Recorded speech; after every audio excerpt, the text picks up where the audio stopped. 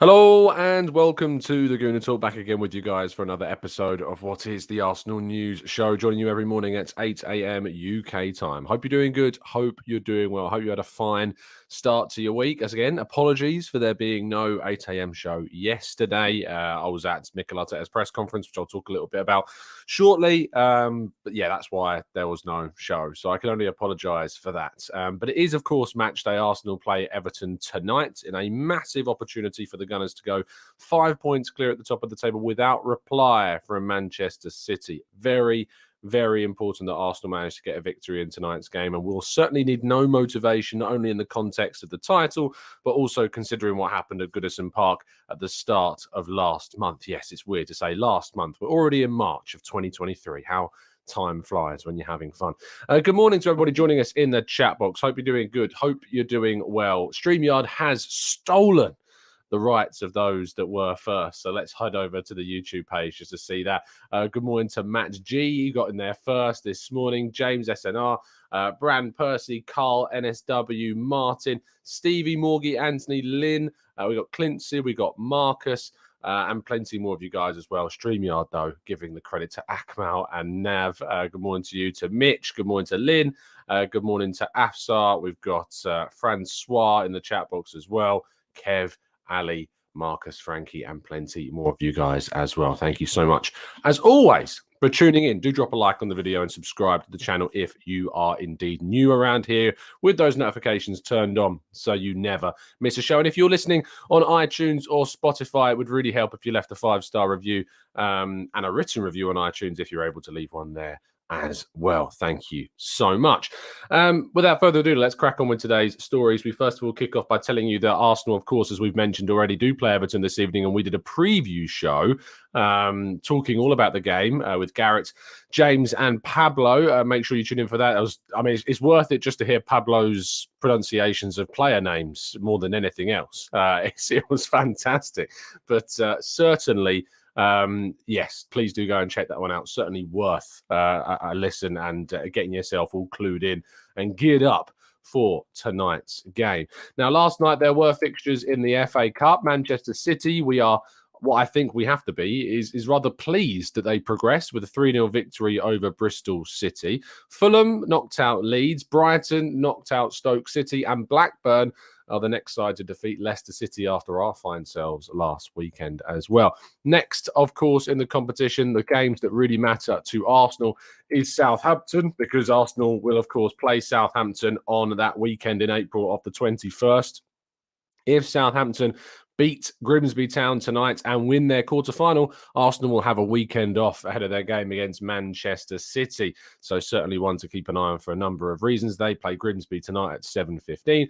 Burnley play against Fleetwood. Manchester United play West Ham. And Sheffield United play some team down the road in North London, hoping that they can get a result there as well. So plenty of interesting results. But most importantly, I think, from this is that Man City will have yet another fixture added to their list before the end of the campaign. Now, Tomiyasu has been speaking to the Arsenal website, in which he talks about how he's happy to fight for his place. He was talked about the fact that he will reach his 50th appearance if he plays for Arsenal tonight. Quite quickly how that's come around. He says, I didn't know it's come so quickly. It's special to me because Arsenal are one of the biggest clubs in the world, and I'm happy to play for this club. When you play for one of the biggest clubs in the world, there is big competition all the time, and Ben White has been playing very well, so I just have to be patient. When I play, I just give everything for the team, so I need to be ready for all of the time. When I arrived here, I didn't know what to do for the team because I didn't know how Mikel wanted to play, but now I understand. Hopefully I am better than when I arrived here. And I think we can all agree that Tomiyasu has been a surprise since he arrived from Bologna in the summer of 2021. He provided us, I think, with probably the best right-back performances that we've seen probably since...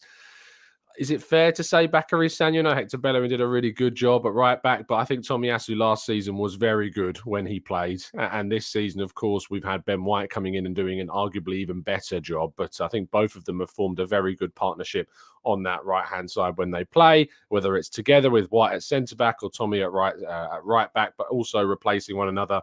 I think we've got great depth in that position as well. Mikel Arteta conducted his press conference yesterday. I was, of course, there to speak to the Arsenal boss, talked about a number of topics.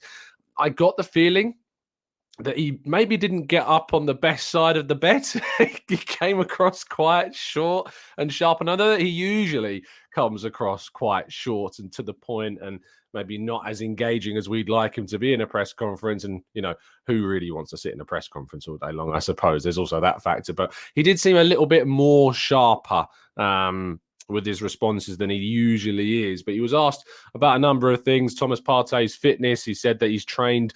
He hasn't trained much. He had a session and he will train today. It is what it is. He was out for a few weeks and he needs to get back into the rhythm. He was asked about if there was any comment on the Gabriel and William Saliba situation. He says they are a happy marriage. They love playing with each other, but they are really demanding of each other, which is good. Everything is fine. He was later asked about kind of the idea around not wanting them to be robots. I think it was Mark Manbryans from PA that asked the question. And he says he doesn't want his players to be robots. I want players with feelings, with passion, and they demand more from each other than any other, and they have a great chemistry. And those two, Gabriel and Saliba, certainly have that chemistry on and off the field. I love that even when winning, they want each other to do better. Now, when given the opportunity to ask a question, I asked about his analysis of Kiwior and Smith Rowe's performances for the under-21s. They played for the under-21s against Chelsea on Tuesday evening, or rather on Monday evening, to then go off the press conference, of course, on Tuesday, now the game today. He says they were really good. Obviously, they needed some minutes, and at the moment, they haven't had much exposure for different situations. It was great to see them on the field because we are going to need them in the next couple of games. So perhaps we might see both Kiwior and Smith Rowe involved in some way, shape or form, either against Everton today or against Bournemouth on the weekend. But I thought Kiwior was great. Smith Rowe I thought looked sharp as well. But Kiwior, obviously, we haven't really seen anything of him. His passing is very impressive. If Gabriel has got a part of his game that he needs to work on, it is his passing, even though it's certainly been a lot better. But I think that's really a big strength of Kiwior. His speed as well. He never looked uncomfortable at the back. And you wouldn't want him to in an under-21s game, of course. But, he never looked uncomfortable. He always looked like he knew where the ball was going to be. And he looked like he could interpret that and read the game very well as well. So I think we may have got a significantly decent bit of business done with Kiwior coming through the door. A lot of people have been wondering about Kieran Tierney. And so I thought I'd take the opportunity to ask Mikel Arteta if not playing Tierney kind of adds pressure on a potential summer exit. Rather predictably, even though I really wanted to get a question about Kieran Tierney, he says, I don't know. I'm not thinking about that. I'm thinking about what's best for the team and the players who earn the minutes to play that they all deserve. We're going to try and do that in the next couple of games. Again, maybe that's an indication that we'll see Kieran Tierney get some more minutes in the coming games that we're going to have. Obviously, the Europa League is going to be a big opportunity to see Kieran Tierney, to see Kiwior, to see Smith Rowe, probably to see other players involved like Fabio Vieira as well. Players that have not been getting too many minutes, I imagine, will start playing in that Europa League game against Sporting. But I did want to make sure to get a question because I think it's a topic that needs to be asked. And so I did, but ultimately didn't really get much on his thoughts about Kieran Tierney's potential future, which is unsurprising. Anyway, Nuno Tavares, according to L'Equipe, was reportedly allowed to leave in the summer because there was question marks over his behaviour in training last season. Now, I think I remember seeing some reports and some whispers about some issues in training with Tavares last year, but didn't really pay them too much attention. Well, a report has come out from L'Equipe suggesting that Tavares is indeed away from the club at the moment with the potential for those behavioural issues to be something of a reason as to why. It says here, Mikel Arteta and his staff were often annoyed by the behaviour of Tavares, and that's why they agreed to let him go on loan to Marseille.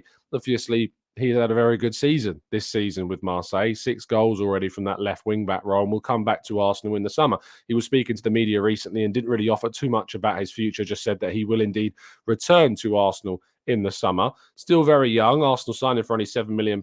He's still got a lengthy contract. So if they do want to sell him, you'd think they'd be able to make a very decent profit from him. You'd certainly think upwards of maybe around £20 million about what he would be worth. I know a lot of people seem to think he'd be worth upwards of 30 million, but in the reality of this world, I just don't think you're going to get that for Tavares. But we've always gone back and forth about the idea of selling Tavares and how much he might be worth. But yes, I think you're probably looking at a figure closer to 20 than anything higher than 30. Anyway, Arsenal target Vitor Roque, the player that we know that was linked to been playing for Brazil's youth side on an international level. He's been coming out and talking about how he's desperate to basically move to Barcelona. Barcelona certainly are a club that have been attractive for plenty of players like Vitor Roque and other Brazilian talents that have always seen the likes of Ronaldinho, Ronaldo, and he said Deco then, the Portuguese player, but plenty of Brazilian players that have gone to Barcelona and had great success. Obviously, strikers like Ronaldo, as I say, and Vitor Roque clearly sees that as a potential pathway for him. Arsenal have been linked to him, but clearly he seems to want to move to Barca more than anyone else. Arsenal are also said to be tracking £40 million Celta Vigo rated attacking midfielder Gabri Veiga.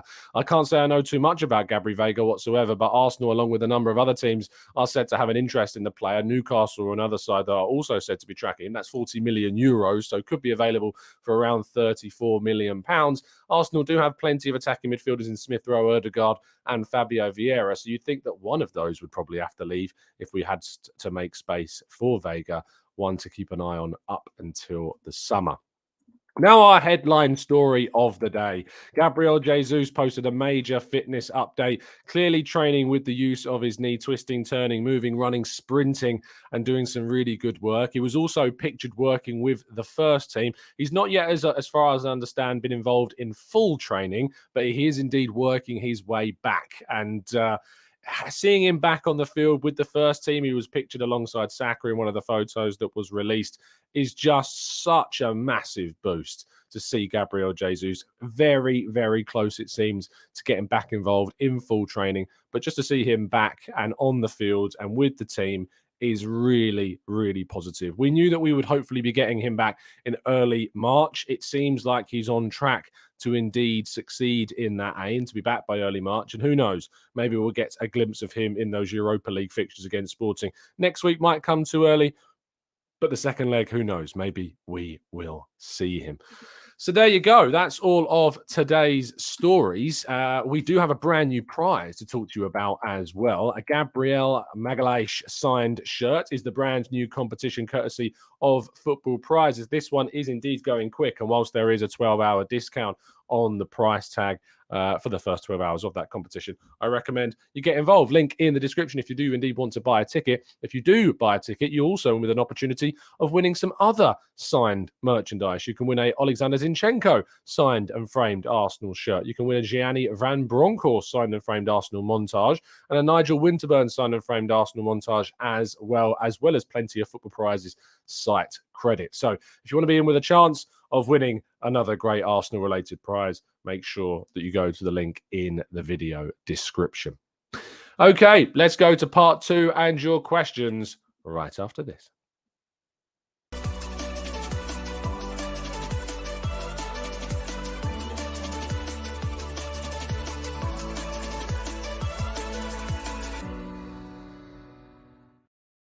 Okay, let's go into the chat and go through some of your questions then. James says, who is the bigger threat this season, Man City or Man United? Man City. Very, very easily. Let's go to Jashar says, Gabri Veiga, Brazilian or Portuguese? As I said before, I don't really know too much about Gabri Veiga whatsoever. He's currently a Spanish under-21 international playing for Celta Vigo in La Liga. 8 goals and 3 assists in 22 games for the 20-year-old. Clearly impressing during his time with Celta, but as I say, I don't know much about him. It said here that he's played at centre forward, he's played on the right wing, he's played the majority of his games as a 9, but can also play in midfield. Perhaps he's being looked at as that potential left 8. But as I say, I don't want to go into too much detail about him because I've not had the chance to look into him enough. But if he has played attacking midfield and centre midfield, maybe that is a bit of an indication that he can play that left 8 role. That we're trying to find somebody to take over for the long term. But who knows? Maybe we already have that player in Fabio Vieira. Fuad says, Tom, can you explain a little bit on the embargoed questions and what it's for? Also, are the questions different, the normal ones, at the beginning? Thanks. Well, first of all, if you want to go and watch the section of the embargoed questions. They also get released, I believe, on the Arsenal Way and Haters, so you can watch both. I think one of the reasons around why we do that is because it gives an opportunity for some media outlets to obviously write up their stories around the quotes, and then they can release those quotes at a later time. And that's the first time they would go out there to get exposure on people's articles that they want to write different stories on. So it makes sense. You've got a lot of kind of live broadcast. I usually ask questions in the live broadcast section. That's why you hear my voice when you go and listen to the press conferences back the first time around. And then there's a section afterwards for like when they're going to release later quotes, so that people in the newspapers can write up their stories around those quotes without them already being out there in the ether. So it gives you more of an incentive to go and read the articles that people have given time to write the articles around. So that's as far as I'm understanding of it, and obviously I'm very new to this as well. But when we're in the mix zone as well with the players, often we don't release.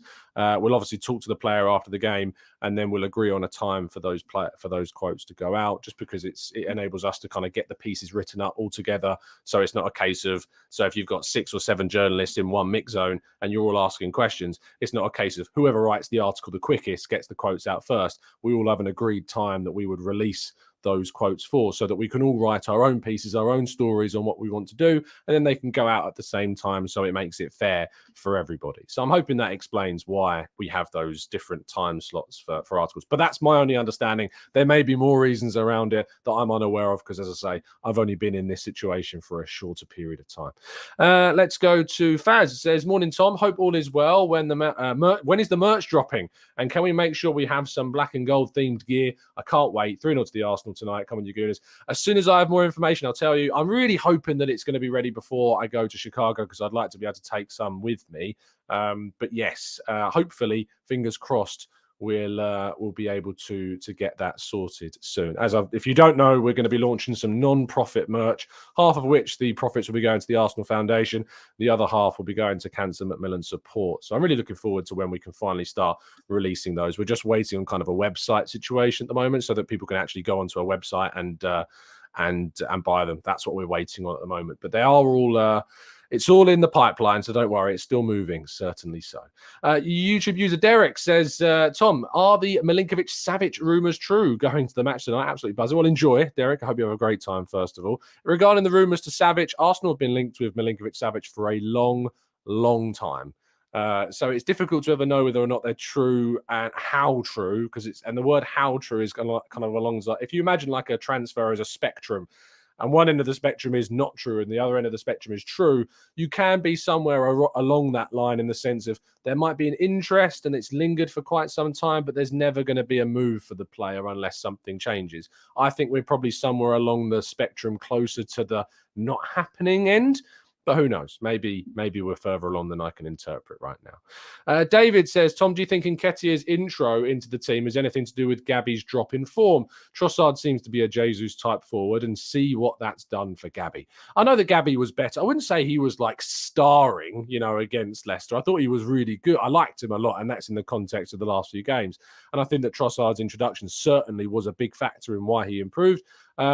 Nketiah has done a very good job in his stead, in Gabriel Jesus' stead.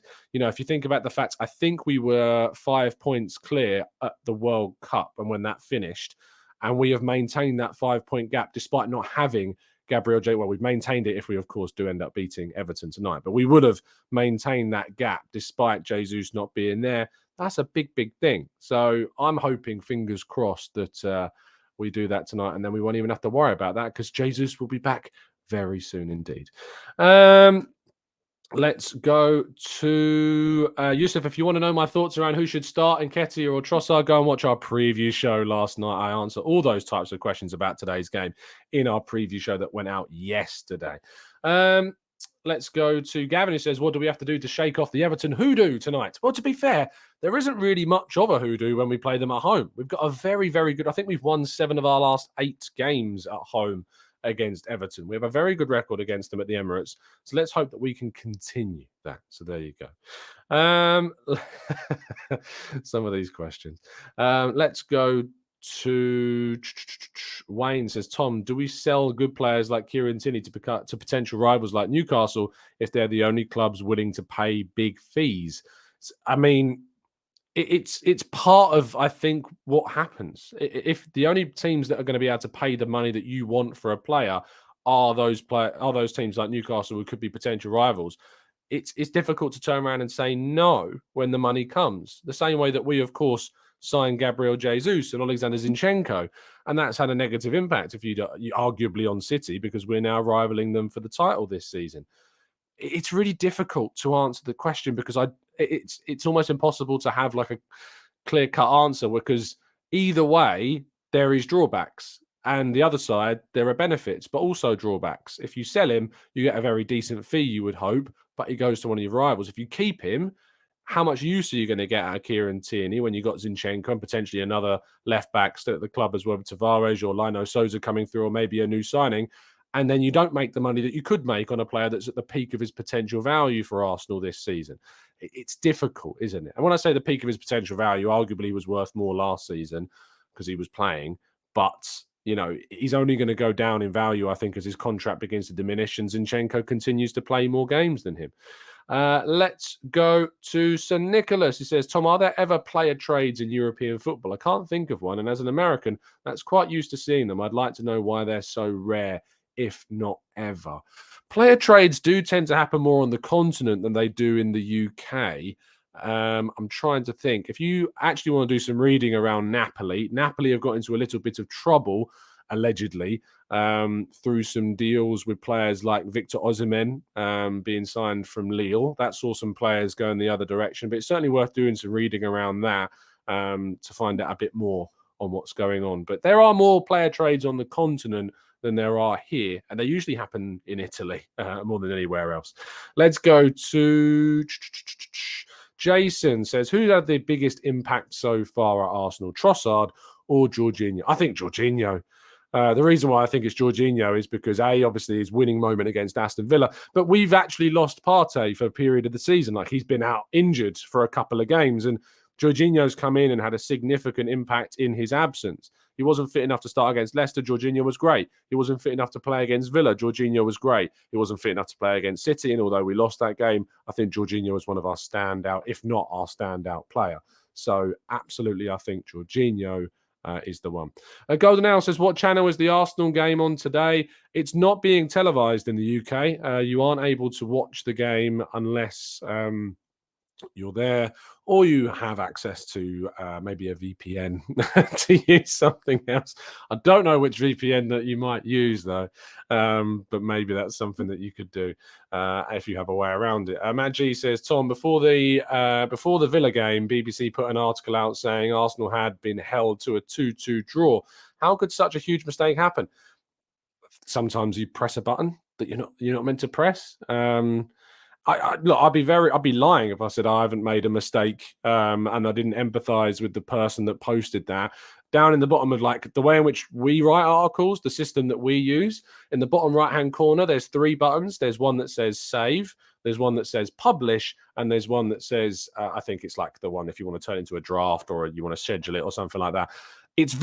They're very close to each other, the save button and the publish button. And I'd be lying if I said I've never pressed the publish button when I meant to press the save button. So look, human error happens, and to be honest, that's the only example I can think of that happening. It's just a mistake. It's just one of those things. Humans make mistakes. It's a high pressure moment in the game, and they've just clicked the wrong button. So I've got empathy for the person that made that error. I'm sure that what they were doing was usually I write my articles on a separate file to the system that we write the articles on. So I write my article up in Word and then transfer it over to the system that we use to publish our articles. I'm assuming that's probably what happened in this case. The person was writing up the full match report with the 4-2 scoreline on something else. They clicked over to the other thing where they're about to put their article into, and they've accidentally pressed the wrong button. I'm assuming that's just what's happened, Matt. I don't think it's that deep. It's just one of those human errors, unfortunately. And certainly, everyone makes mistakes, so I'm not going to chastise the person who made that error. Let's go to Dennis, who says, hi, Tom. And considering Gusto's price, that was the guy that's joined Chelsea from Lyon, do you think that we're undervaluing Nuno? Personally, I don't want to see him go without the chance of linking up with the Smith. I think we have seen him link up with the Smith, have we not? For Arsenal, he did that last season at certain points during the campaign. I think he did it against Watford. I think he did it against Leicester. I think he did it against Newcastle at home. But I think that when it comes to Nuno's price tag, immediately people are going to think, well, he's young. He's playing every game nearly for Marseille. Scored a fair few goals. He's going to go for loads of money. Now, if a Premier League team comes in for him, we might be able to get the figure closer to 30. So I think that's potentially where you could start seeing the money rise. If, say, a Brighton, I'm trying to think of teams that might play with more kind of attacking fullbacks. And Brighton obviously had Cucurella. Maybe Brighton have got a fair bit of money as well. We know they do. Who else you would think? Chelsea, ironically, they're a mid-table team, aren't they, that play with wing-backs? If a Premier League team comes in for Tavares, I think that there's potential for us to get a bigger fee. But the most likely scenario is that it's going to be a club on the continent that signs Tavares, because I just don't think the Premier League clubs are going to be looking. I might be wrong. I just don't think the Premier League clubs are looking at Tavares at the moment. And maybe that means that Arsenal are only able to get a 20, maybe £25 million fee. When I was speaking to a Marseille supporting friend of mine, and we've talked to Ben from the Marseille View a lot on the show, I said to him, do you think he's worth about 20 million? And he said max 20 million. And this is someone that watches him every single game. So he's not just looking at a young guy with 6 goals at left back in Liga and going, wow, he must be worth loads. Ben watches him every single game, knows his level, knows what he's producing, and he thinks that he's worth around that 20 million figure as well. So it's too difficult when you think about playing games on social media or games consoles around career modes and Football Manager. It makes prices kind of weird. So no, I do think unfortunately that we're not going to be able to get the big fees that people are thinking.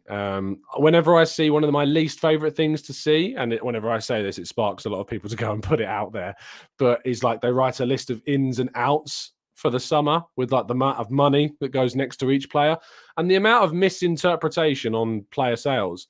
I've seen people think that we're going to get 20 plus million for Nicola Pepe. We'll be lucky if we get 15 million for Nicolas Pepe. Let me tell you that. We'll be lucky to get 15 million quid for Nicolas Pepe in the summer. He's got a year left on his deal. He's doing semi-okay for Nice in Liga. We'll be lucky to get 15 million for Nicola Pepe in the summer. And if someone offers me 15 million, I'd bite your arm off for it. So that is the situation that we've got. And it's just very, very difficult to arguably get the big fees at times. And then what will happen is people are going to look at Edu and say, oh, it's Edu's fault because he can't get big fees. There are players that he should be getting good fees for. Tavares is one, and I think a good fee is 20 million.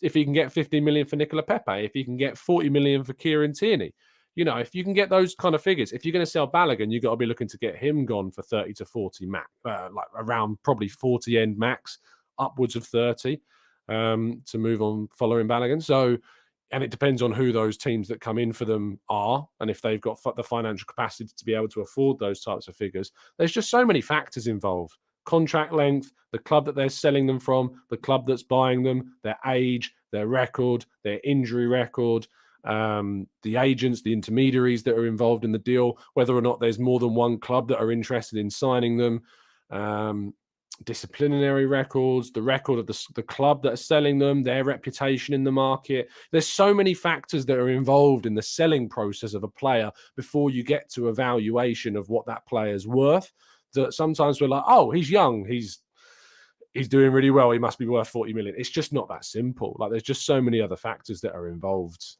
in the deal at the moment. Ali says, is Partey 100%? Not at the moment. He's only had a couple of sessions, as Arteta said in his press conference. I'd be surprised if he started tonight. I think Jorginho will start. If you want to read my predicted 11, you can go and do that over on football.london. That article went out this morning, and I'll be covering the game, of course, for FL tonight as well. So make sure that you tune in for our live blog a little bit later on today. Let's go to let's go. Carl Inns, Charles Watts, Tom Canton, 40 million. Outs TV, 2.5 million. Yeah, absolutely. Charles's channel. You're gonna absolutely be going. Surely, I think it must be like the subscriber count. That's like the millions. So you got Charles at £80 million. He's a record signing. Let's hope he's not another Nicola Pepe.